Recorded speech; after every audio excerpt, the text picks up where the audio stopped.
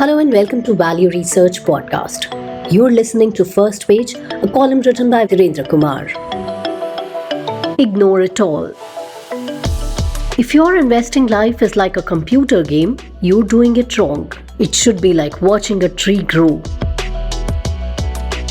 I'm sorry I'm being so blunt, even rude, but as the Indian stock market has had its ups and downs, any self-declared experts have swung this way and that like a weather vane in shifting winds. One week they're proclaiming the dawn of a new bull run, their voices dripping with conviction. The next, they're prophesying doom with equal certainty.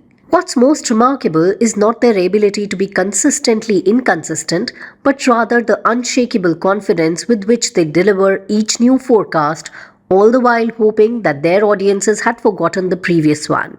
When the markets went down in October and everyone said that the FIIs were shifting masses of money to China, we had many articles, opinions, and reels about how fabulous China was.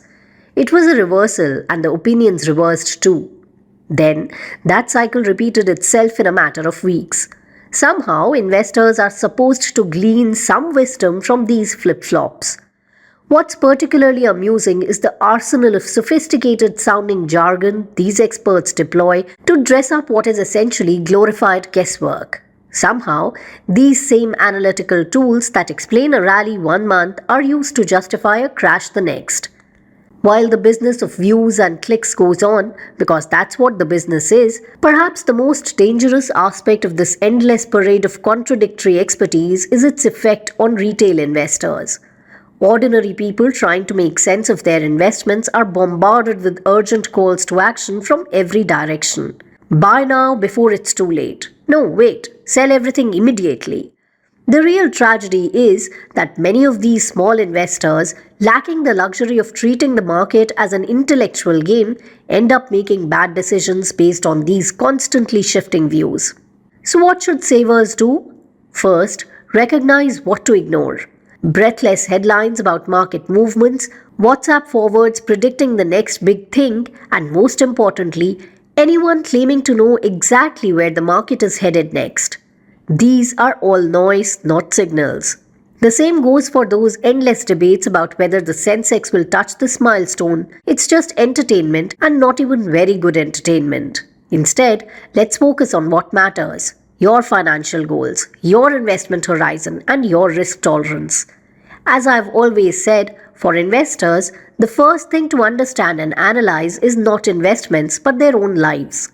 Someone saving for a retirement decades away should view market volatility very differently from someone planning to use their investment for their child's education in 2 years. Build diversified portfolios that match your life, not whatever sector is touted as the next sure thing on social media.